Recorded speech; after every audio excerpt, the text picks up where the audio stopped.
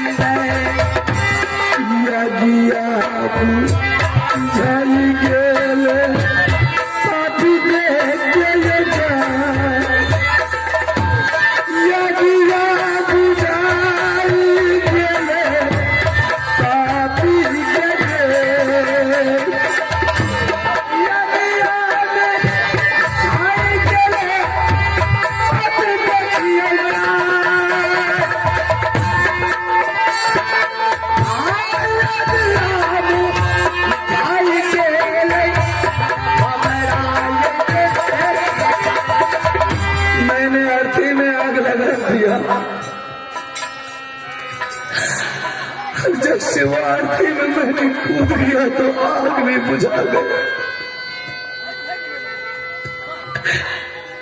विपत्ति पर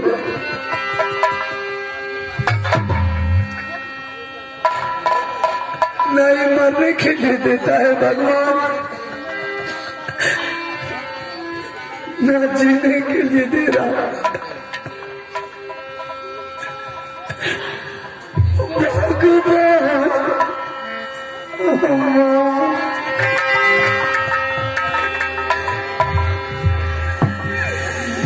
विपत्ति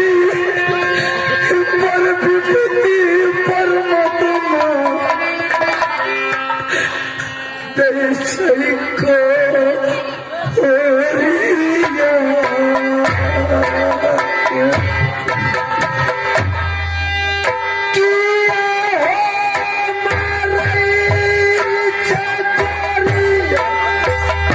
ये कहाँ से आ गया है?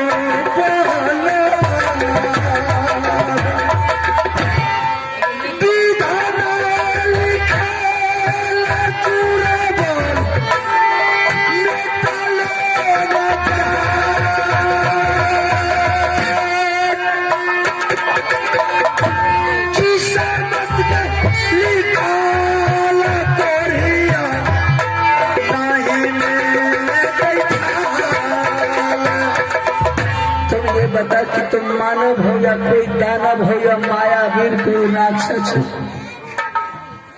ऐसा कुछ नहीं है।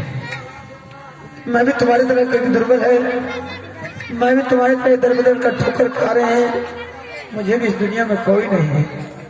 तो इसका ना मैंने सोचा था कि एक अनजान आदमी जल रहा है, किसी का मदद का जरूरत होगा, मैंने तुझे सहारा किया है। अरे जिंदगी बहुत बड़ा है, जैसे मैं जी रहा हूँ इस तरह मेरे साथ तुम भी जियो। मरने से क्या फायदा? इसका मतलब तुम मेरा सहारा करने के लिए आया है? बिल्कुल, मैं तुम्हारा सहारा करेंगे। एक दूसरे की जान बचाने का मकसद यही है कि उसको सहारा करें। अरे नहीं, तुम मेरा क्या सहारा करोगे? जो सहारा करने वाला था वो कब हमसे पहले छोड़ करके भाग गया। जो सहारा करने वाली थी वो भी मुझे छोड़ के चली गई। ये सुनने एक पुरस्कार मिला हाथ है लाले डांसर, लालपुर के रहने वाले हैं। लाले डांसर उसका पुत्र मनदीप कुमार की तरफ से शानदार 21 रुपए का नोट मिला। इस बात को खुश होकर के मैं अपने पार्टी को से बहुत बहुत धन्यवाद दूं। देख मेरे भाई, तुम क्या सहारा करोगे? जिस पर मेरा अभिमान गौरव था वो परमात्मा ने मुझसे छीन लिया। देख मेरे भाई, मरना जीना तो संसार का काम है, ये परंपरा आ रहे हैं, हर एक इंसान को जाना आना है। अब पीछे वाली बात को भूल जाओ, चल मेरे साथ, मैं तुम्हारा सहारा करूंगा। नहीं, किसी का ऊपर भरोसा करना ये महापाप है। और कवि ने भी तो कहा है कि फूल बन के रह ना सको तो कांटे बन के मत रहना। मैं तुम्हारा सहारा जरूर करूंगा। देख मुसाफिर, तो मुझे छोड़ दे, कोई दूसरा जंगल ढूंढ निकाल। देख मेरे भाई, इंसान का यह कर्तव्य नहीं है, जिसको सहारा करना शुरू किया तो उसको शुरू से अंत तक पार कर दो, तब इंसान हुआ। मुसाफिर, मुझे पार मत कर। अगर तूने मेरा समाचार सुन लिया ना तो मैं सर फटक करके मर जाएगा। अगर ऐसा रीत तुम्हारे घर में होता ना तो तू कब का मर गया होता। मेरा सहारा करोगे? बिल्कुल करेंगे। चल मेरे पास में दो नहा से उठा करके चल गंगा जी में फेंक देंगे। क्या करोगे मेरे पास सहारा? नहीं करोगे? करेंगे, बिल्कुल करेंगे। मैंने तुमसे वादा करते हैं, तुमसे अभी भी करते हैं कि मरते दम तक मैं तुम्हारा सहारा करेंगे। और सहारा करने का मकसद है, मेरे पास में तुम्हारे जैसा भाई था, मैं भी कई वर्ष से दरबदर का ठोकर खा रहा हूं। इस जंगल में बरसों साल से रहने में कोई भी मनुष्य का नाम नहीं मिला, आज पहली बार तुम मिला है। चल मेरे साथ। कहाँ तुम्हारा घर? तुम्हारे साथ उस शर्त पर जाऊंगा, तुम अपना सही नाम पता बता दे, मैं तुम्हारे साथ जाने के लिए। अगर तुझे मैं सारा पता बता देगा तुम मेरे साथ चलोगे ना? हाँ चलेंगे। अरे मुझे ये नहीं है कि छुआछूत की बात तुम्हें कुछ रोग है तो मैं तुम्हें छोड़ करके चला जाऊंगा। ये इंसान का काम नहीं है, मरते दम तक मैं तुझे नहीं छोड़ूंगा। अगर रही बात परिचय की अगर सुनने के लिए चाहता तो मैं तुझे क्या करके सुना रहा हूं। घारा मेरा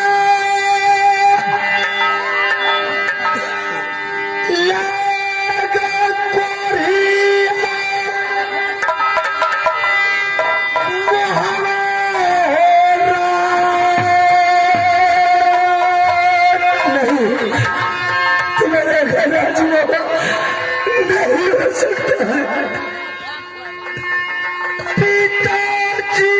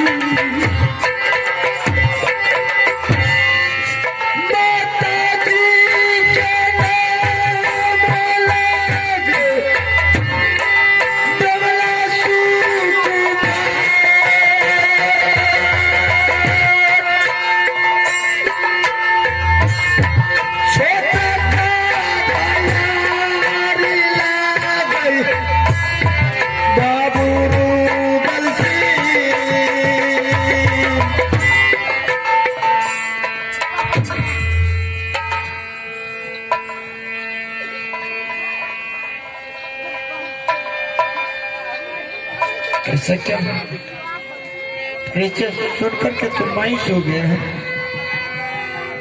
अरे किसी दिन का दुश्मनी था मेरे पिताजी मेरे घर से तो बोल मैं तुम्हें छोड़ करके चला जाऊंगा।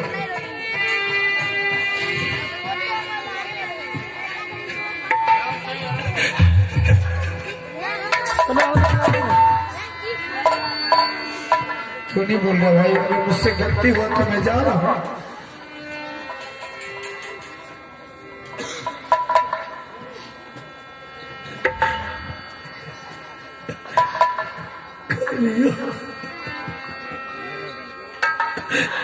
करिया पार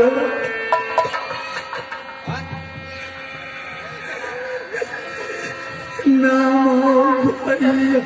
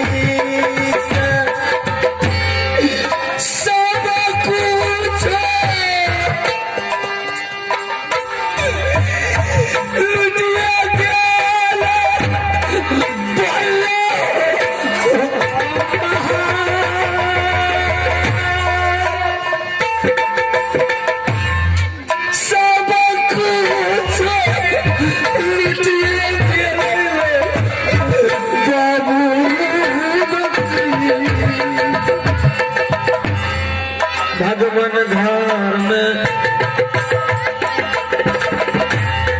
डेरा छाल बाबू रे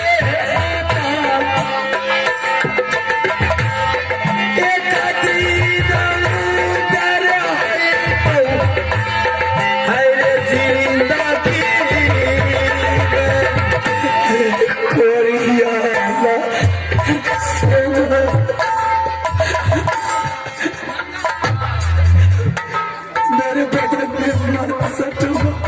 क्या बात कर रहा है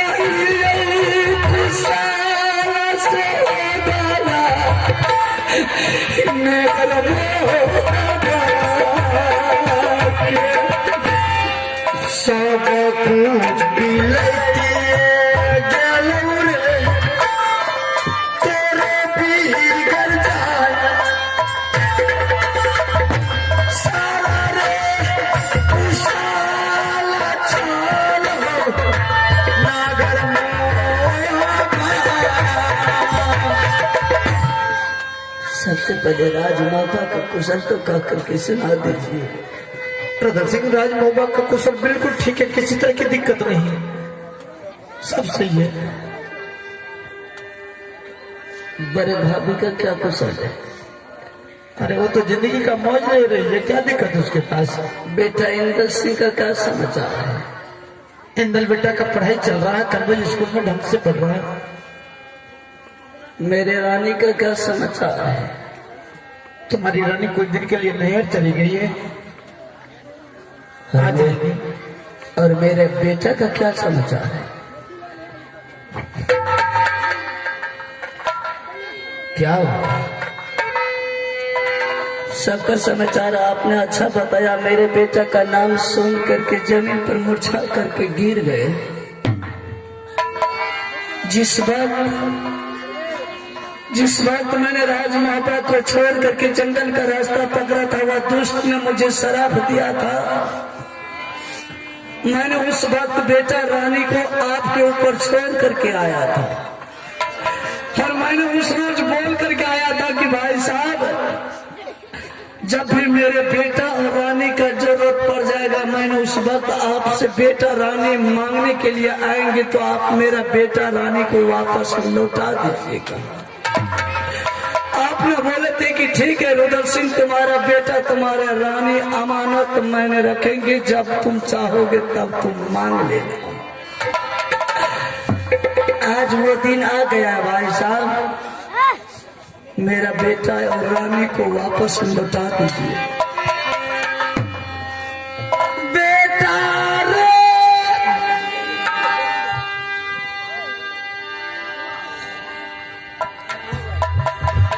दुल्हनिया मारा।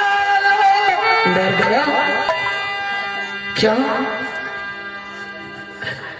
बाबू रे,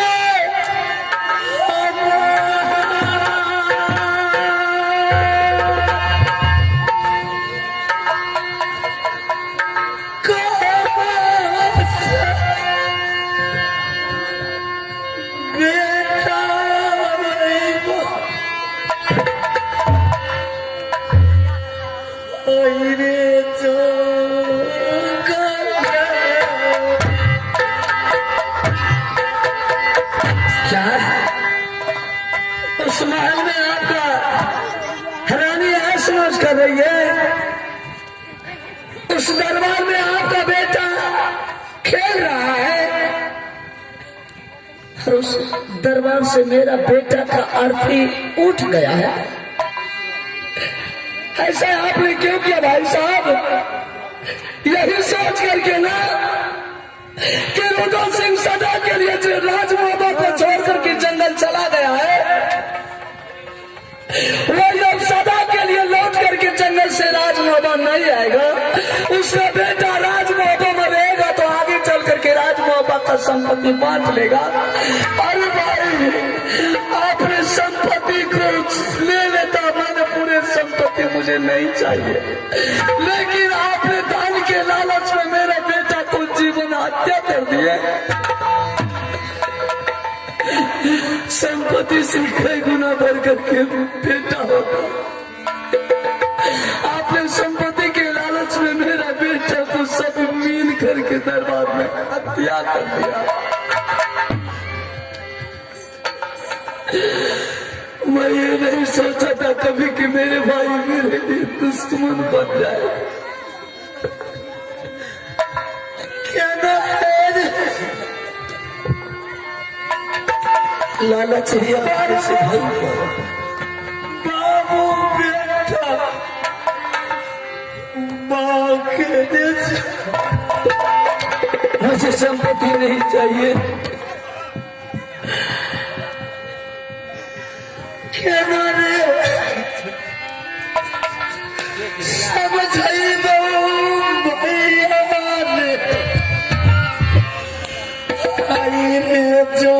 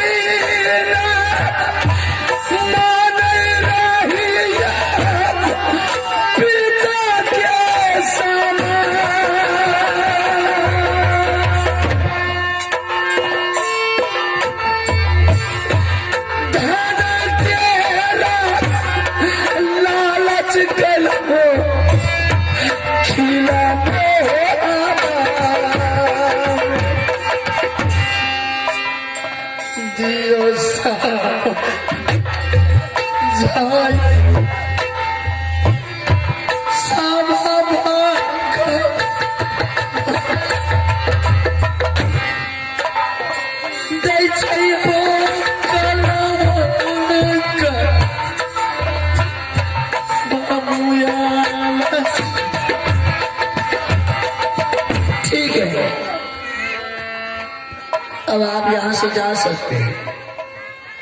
अच्छा किया कि आप मेरे रानी को भी घर से निकाल दिया।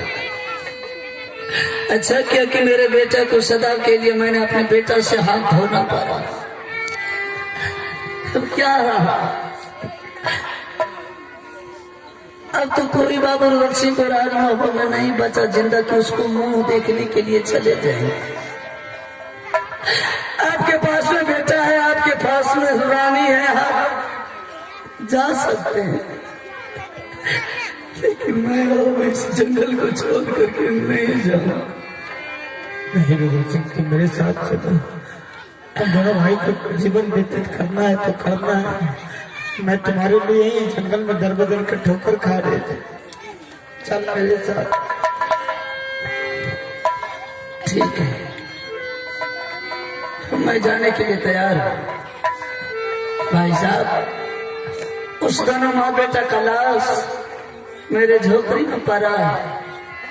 चलिए दोनों भाई मिल करके दोनों माँ बेटा का लाश बहते हुए दरिया में संस्कार कर देंगे। बेटा का लाश हाँ, तुम्हारे पास, मेरे पास मेरा बेटा का लाश है, और मेरे पास रानी की भी लाश। ऐसे कैसे हो गया?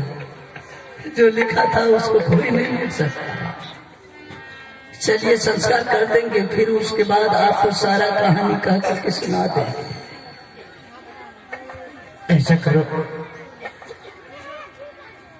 बेटा का संस्कार तो जरूर कर देंगे, लेकिन अपने से छोटी बहू रानी को हाथ हम नहीं लगाएंगे, क्योंकि हिंदू धर्म में बड़े छोटे का लाज लिहाज है।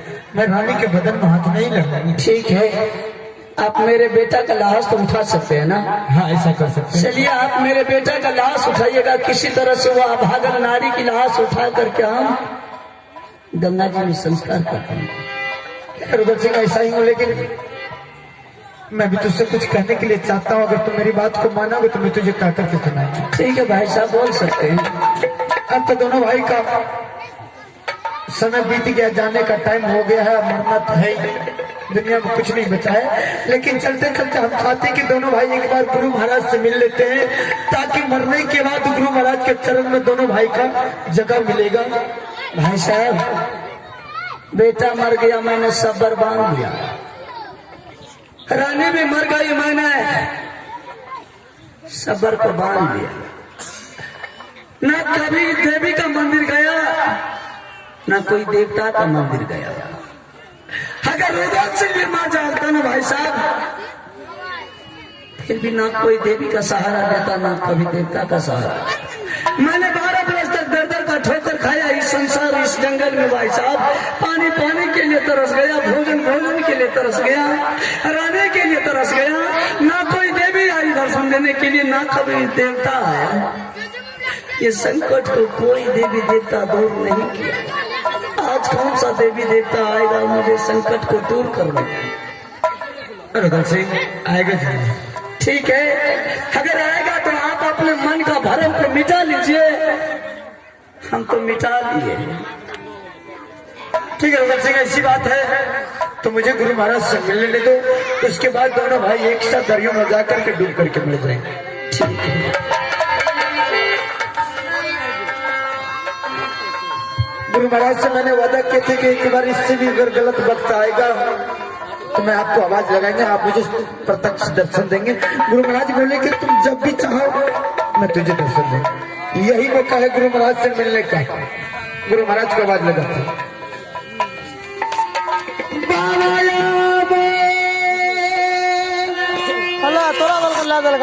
सुनिए या हमारा सिंगा जा